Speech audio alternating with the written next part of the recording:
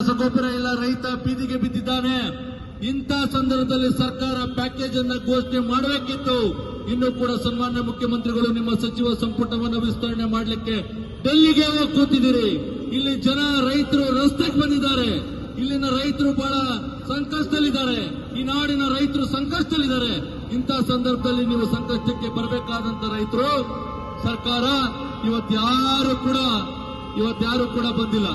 ಏನು ನಿಮ್ಮೆಲ್ಲ ಕನ್ನಡ ಪರ ಸಂಘಟನೆಗಳು, ಪ್ರಗತಿಪರ ಸಂಘಟನೆ, ನಮ್ಮ ರೈತ ಸಂಘಟನೆಗಳು ಇವತ್ತು ಹೋರಾಟವನ್ನು ಮಾಡ್ತಿದ್ದೇವೆ. ಸರ್ಕಾರಕ್ಕೆ ಎಚ್ಚರಿಕೆಯನ್ನು ಕೊಡ್ತಿದ್ದೇವೆ.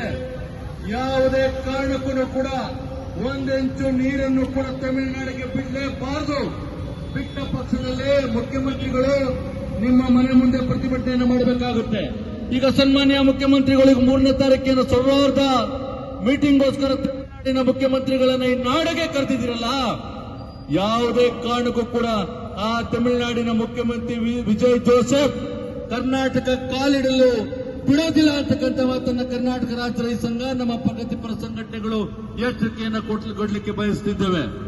ಏನು ಪ್ರತಿ ವರ್ಷನೂ ಕೂಡ ಇದೇ ರೀತಿ ಮಳೆ ಬರಲಿಲ್ಲ, ನೀರು ಬರಲಿಲ್ಲ ಅಂತ ಹೇಳಿದ್ರೆ ಈ ನಾಡಿಗೆ, ಮಂಡ್ಯ ಜನದ ರೈತರಿಗೆ ಸನ್ಮಾನ್ಯ ಮುಖ್ಯಮಂತ್ರಿಗಳೇ ಹೇಳ್ತೀರಿ, ನೀವು ರೈತರು ಬೆಳೆ ಹಾಕ್ಬೇಡಿ, ಬೆಳೆ ಬೆಳಿಬೇಡಿ ಅಂತ ಒಂದ್ ಕಡೆ ಹೇಳ್ತೀರಿ, ಕತ್ತು ಮುಚ್ಚಿ ತಮಿಳುನಾಡಿಗೆ ನೀರು ಬಿಡ್ಲಿಕ್ಕೋಸ್ಕರ ನೀವು ಹೇಳಿದ್ರ?